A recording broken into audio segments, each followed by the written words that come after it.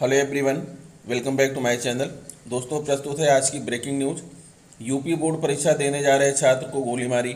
UP Vidhan Parishad में भी भाजपा का बहुमत, 100 सीटों वाले उच्च सदन में अब 66 सदस्य। एक साथ 2 डिग्री कोर्स कर सकेंगे विद्यार्थी।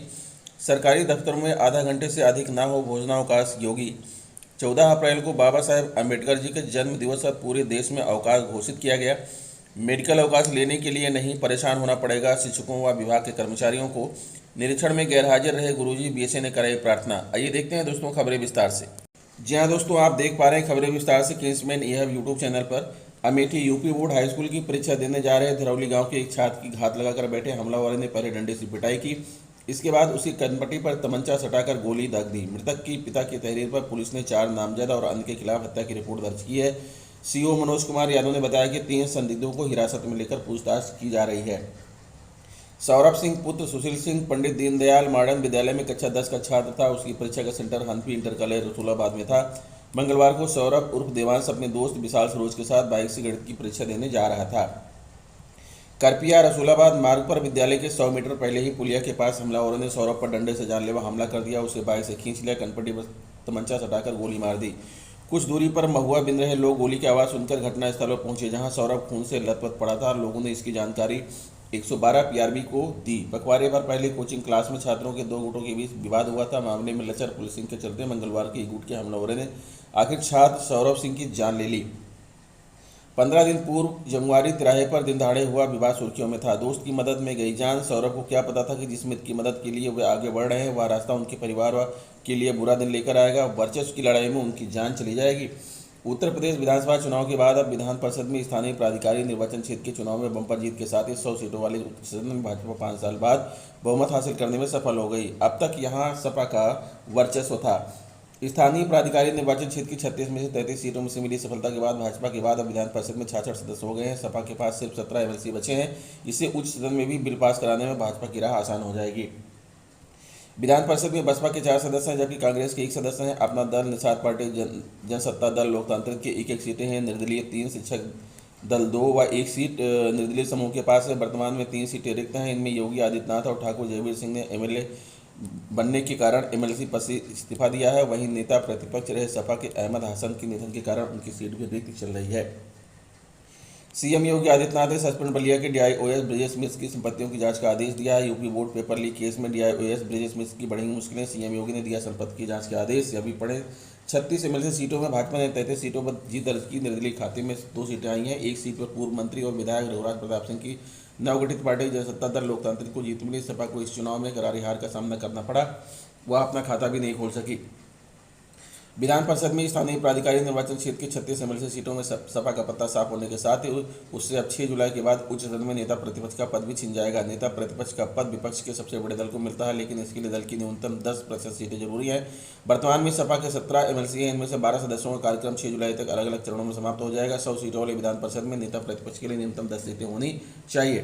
भाजपा ने विधान सभा चुनाव में लगातार सत्ता वापसी का रिकॉर्ड 37 वर्ष बाद बनाया, तो विधान परिषद चुनाव में भी इतिहास रच दिया। परिषद में इतनी अधिक सीटें भाजपा या कोई दल कभी नहीं जीता। ऐसे में पार्टी कार्यकर्ताओं का उत्साह चरम पर है। इस माहौल को अब भाजपा इसी वर्ष होने जा रहे हैं नगर निकाय चुनाव और फिर 2014 के लोकसभा चुनाव के लिए भी बनाए रखना चाहती है।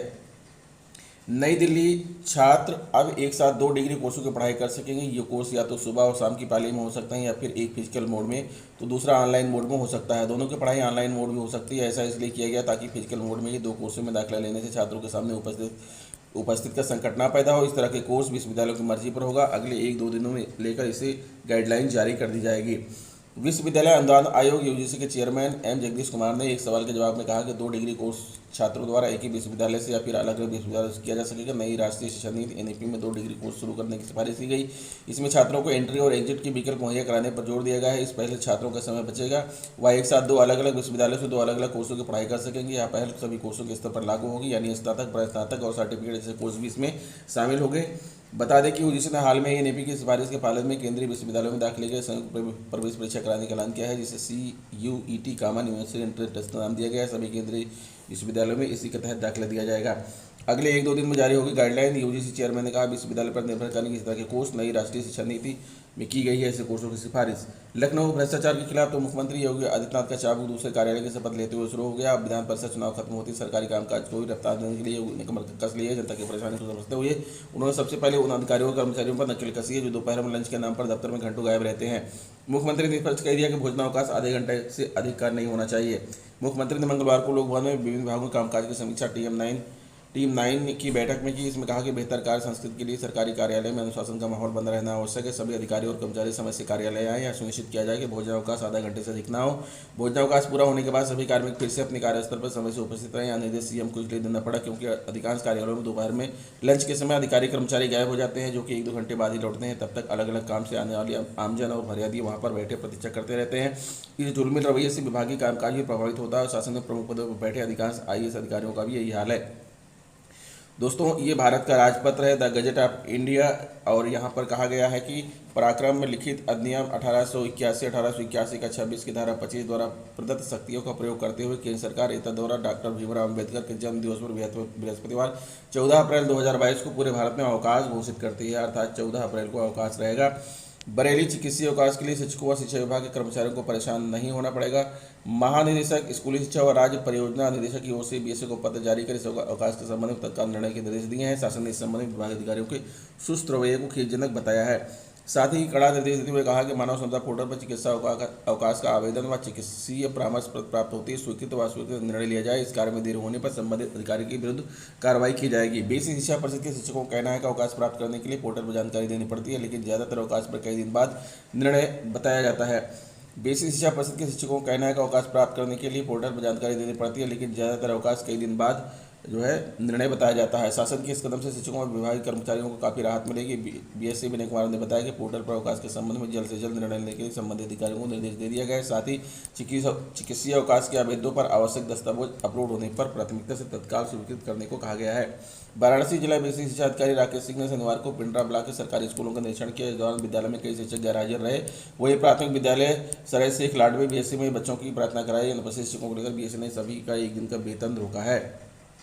प्राथमिक विद्यालय सखाई में 3 सहायक अध्यापक अनुपस्थित में। सम्मिलियन विद्यालय खतौं में 2 सहायक अध्यापक व 1 शिक्षा मित्र नदारद रहे। प्राथमिकी दासपुर में 1 अध्यापक व शिक्षा मित्र बिना सूचना अनुपस्थित थे। उच्च प्राथमिक विद्यालय बिलारी में 2 अनुषक गायब थे। प्राथमिक विद्यालय बढ़ाना में 1 अध्यापक तो शिक्षा मित्र विद्यालय नहीं पहुंचे। अन्य विद्यालयों में भी बीएससी ने निरीक्षण किया। तो दोस्तों, ये रहा आज का ब्रेकिंग न्यूज़। आशा करता हूँ वीडियो आपको अच्छी लगी होगी। अगर वीडियो अच्छी लगी तो प्लीज़ मेरे चैनल को सब्सक्राइब कर लीजिए, बेल आइकन को प्रेस कर दीजिए। मिलते हैं आपसे नेक्स्ट वीडियो में कुछ नई जानकारी लेकर। तब तक के लिए नमस्कार।